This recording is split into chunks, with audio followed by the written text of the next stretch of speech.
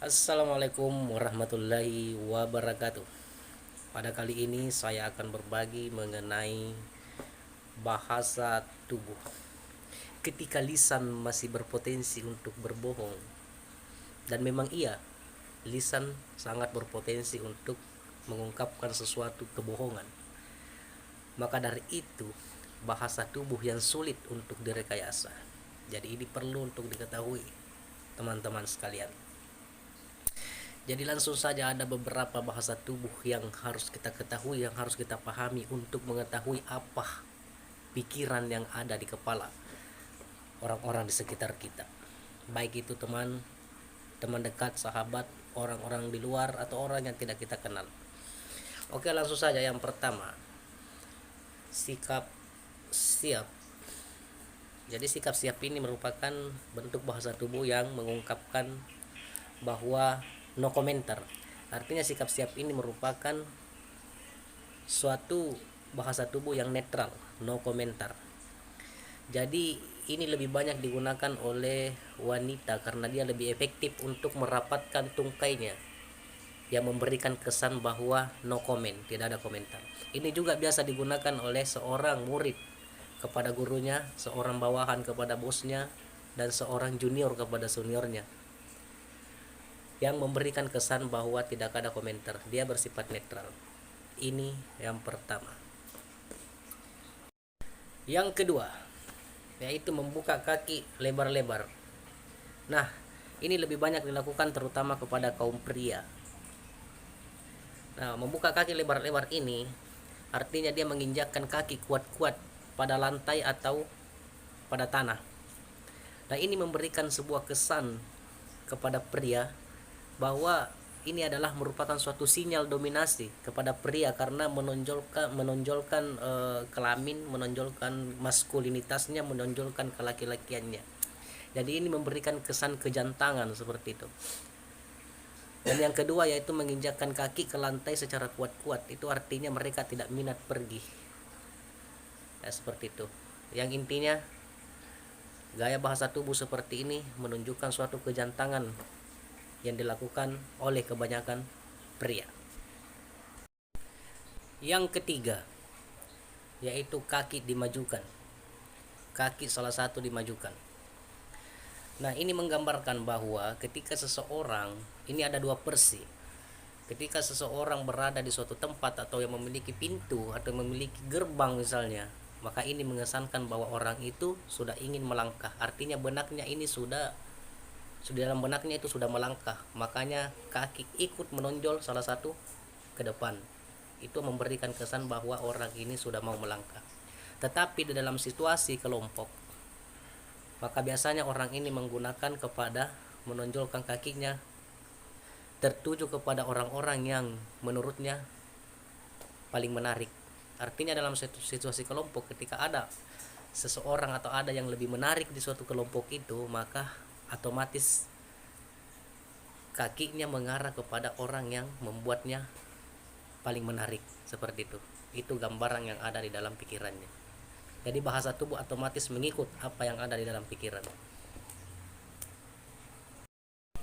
Yang keempat yaitu berdiri dengan lengan disilangkan dan tungkai juga disilangkan. Artinya lengan dan tungkai menyilang. Nah, dengan bahasa tubuh seperti ini biasanya dilakukan oleh orang-orang yang berada di suatu kelompok atau di sekitarnya itu mereka tidak saling kenal. Jadi ini bentuk menyilang, tungkai dan lengan yang menyilang biasanya juga orang seperti ini dia berjarak lebih jauh daripada orang-orang yang ada di sekitarnya.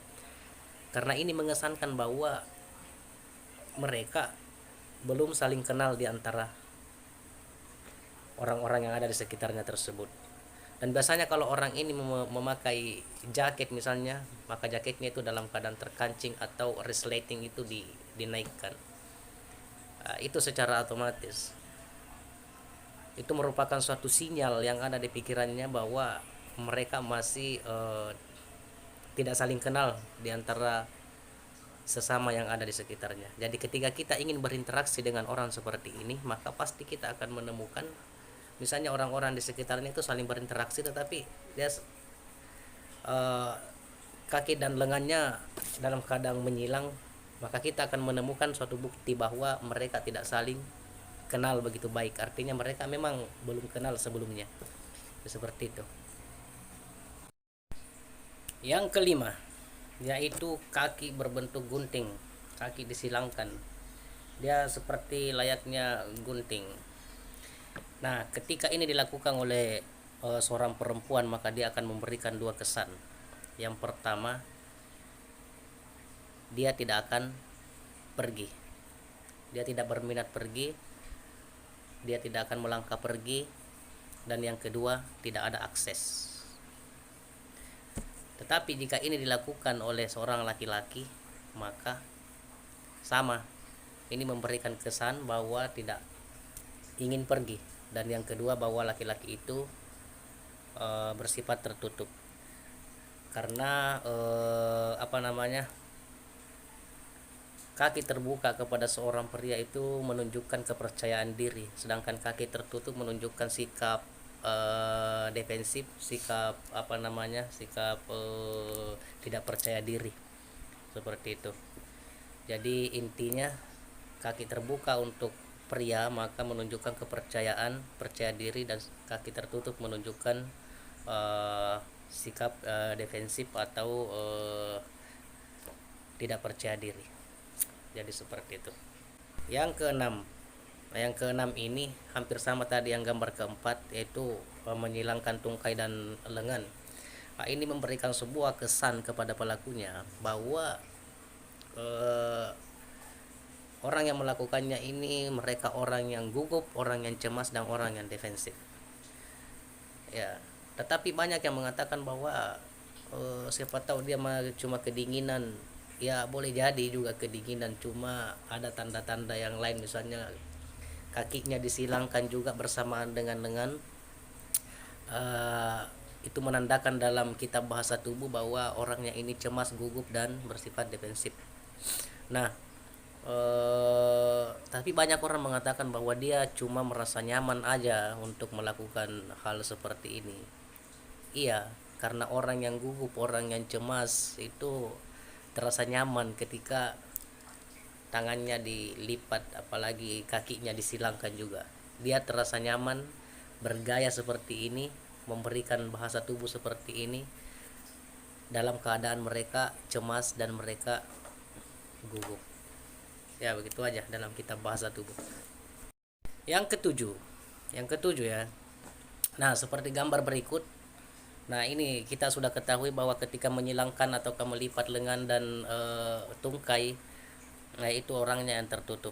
Nah, ketika mereka sudah berbicara dan sudah berkomunikasi, saling merasa saling kenal, maka tahap demi tahap mereka menurunkan lengannya, menurunkan lipatan lengannya, kemudian dia sedikit demi sedikit membuka tungkai atau kakinya. Ini menggambarkan bahwa mereka sudah sedikit terbuka daripada yang sebelumnya. Nah, seperti itu. Jadi intinya bahwa sikap menutup itu digambarkan oleh bahasa tubuh dengan sikap melipat lengan dan maupun tungkai, apalagi dilakukan secara bersamaan. Tetapi jika mereka sudah melakukan suatu komunikasi, mereka sudah berbicara dan mereka sudah saling kenal, sudah mulai nyaman, maka pada saat itu seperti dalam gambar ini ya, mulai menurunkan satu persatu, menurunkan lengan, melepas dari penyilangan, begitu pula dengan tungkai atau kakinya. Mereka mulai membuka dan di situ tahap demi tahap mereka saling terbuka, seperti itu. Jika lengan dan tungkai sudah saling terbuka, tidak menutup lagi di bagian depan, maka itu artinya secara sinyal bahwa pikirannya ini sudah terbuka satu sama lain. Yang kedelapan, yaitu menyilangkan kaki dengan gaya Eropa. Ini seperti gambar seperti ini dikatakan dalam kitab bahasa tubuh itu adalah menyilangkan kaki bergaya Eropa. Ini banyak dilakukan di Eropa, Inggris, dan Asia. Nah, gaya seperti ini adalah gaya santai. Dia menyilangkan tungkai secara rapi, dan ini lebih banyak sekitar 70% menghilangkan tungkai kiri kepada tungkai kanan. Nah, ini memberikan sebuah kesan bahwa mereka ini netral ya. Artinya duduk menghilangkan tungkai secara santai seperti itu. Beda halnya dengan gambar yang kesembilan ini. Nah, gaya yang tertutup seperti pada gambar ini itu memberikan kesan bahwa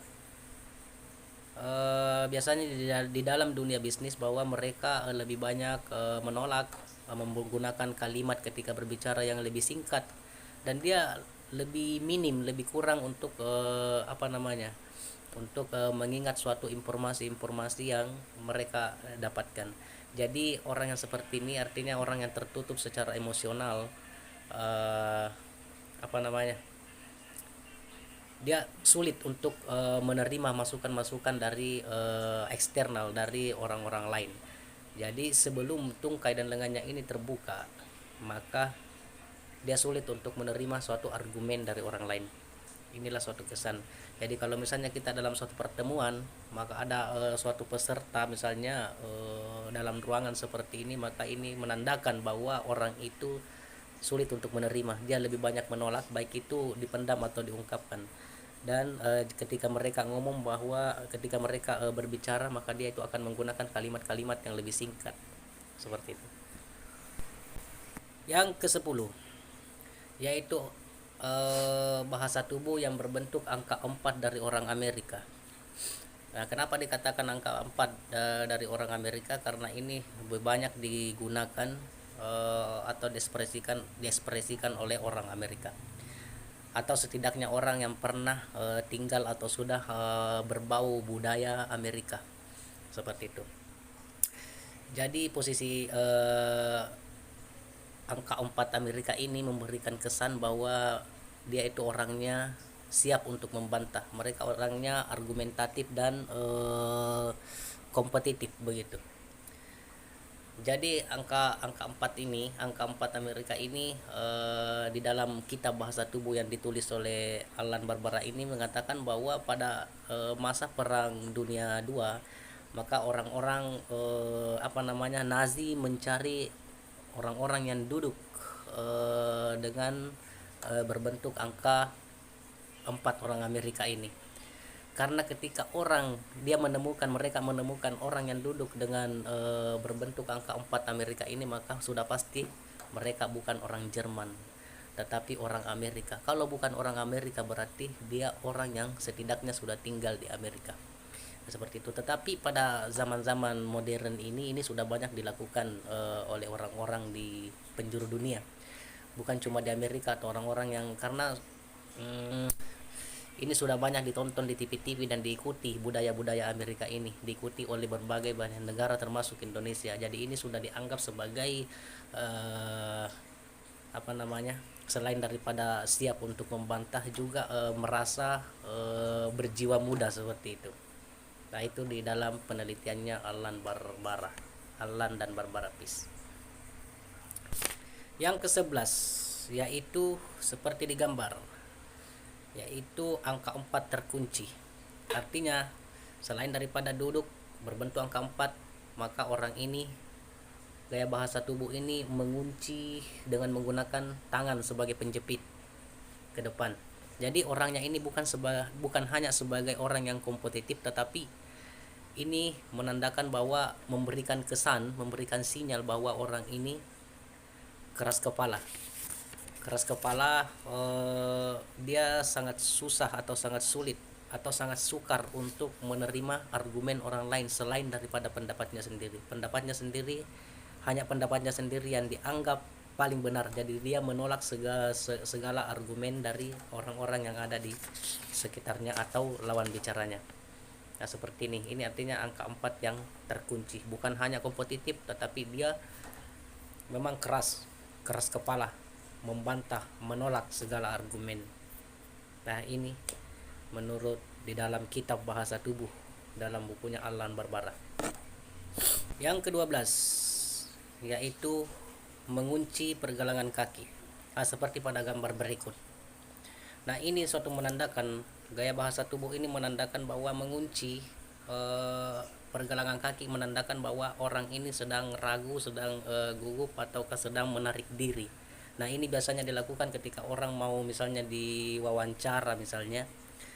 Pada saat dia menunggu panggilan untuk giliran untuk wawancara, kalau misalnya mengantri, ini banyak ditemukan ketika dia duduk di kursi, lebih banyak untuk lebih banyak menarik kakinya dalam keadaan terkunci di bawah kursi. Dia agak mundur, agak memundurkan di bawah kursi dalam keadaan kakinya terkunci.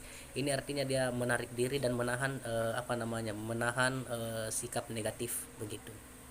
Jadi selain daripada pelakunya ini ragu, dia menarik diri dan dia merasa ada ketakutan seperti itu.